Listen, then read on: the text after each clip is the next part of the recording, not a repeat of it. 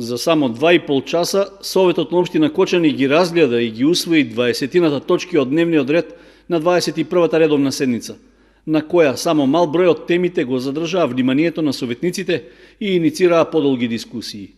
Највпечатлива расправа беше за точката на која се разгледуваше информацијата за преземените активности за пошумување и заштита од ерозија во текот на минатата година, а што ја спроведувала подружницата Осогова од Кочани, која работи во состав на јавното предпријатие Македонски шуми. На почетокот од дискусиите беше критикувана одлуката на државно ниво да се укине акцијата Ден на дрвото. Не може нешто кое што почна да прекине овие 3-4 години кои што оној Ден на дрвото е прекинат, верувам дека ќе не остане како дупка во сите овие години и нема да го чувствуваме бенефитот. Факт е тоа дека мора да се најде начин да има поголема површина со зелени површини, да се изврши пошумување, особено на колку што е можно предели во општина Кочани, се со цел единствена цел да го спречиме ерозијата и да го спречиме загадувањето на нашата околина. Иако барем во изминатите години точките за пошумување беа изгласувани уште во моментот додека претседавачот прашуваше кој е за, овој пат информацијата беше повод за припукување меѓу советничките групи околу загаденоста на воздухот. Во Полска судот денеска изрече пресуда со која што се задолжени одредени општини кои што се најзагадени, државата Полска да плати оштета на граѓаните за дишење на загаден воздух.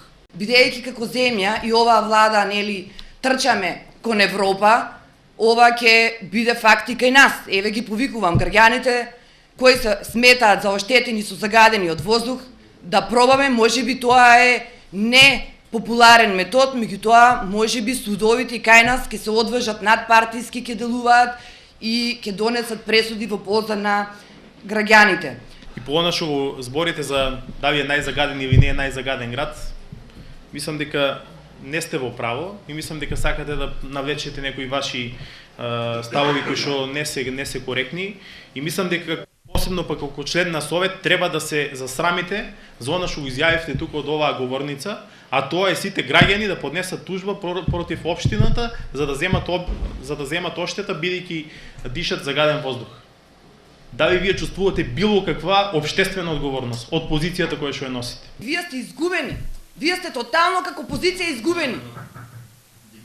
Како опозиција, ќе повторам, со транспарентите шетавте пред собрание за загаденоста од воздухот и со маските. Каде сте сега?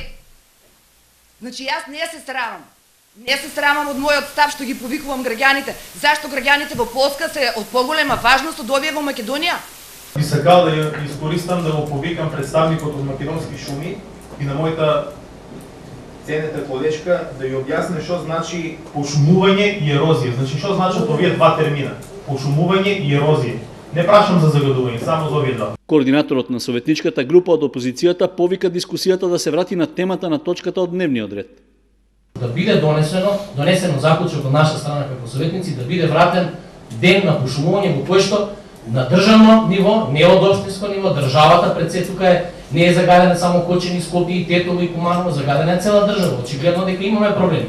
Да се најде начин стратегија за наредните 20 години, затоа што ефектот од тие дрвца не е само за чистиот воздух, туку и за ерозија. Апелирам до сите вас да дадеме предлог на општинско ниво да извршиме пошумување. Ова е чисто само информација во која вие како советници не можете да реагирате. Македонски шуми има план и програма по која работи. По смирувањето на дискусиите, советниците едногласно ја прифатија доставената информација за пошумувањето и заштитата од ерозија во текот на минатата година. При тоа беше поддржан и предлогот општината во координација со Македонски шуми да определи ден за организирање акција за пошумување во околината на градот.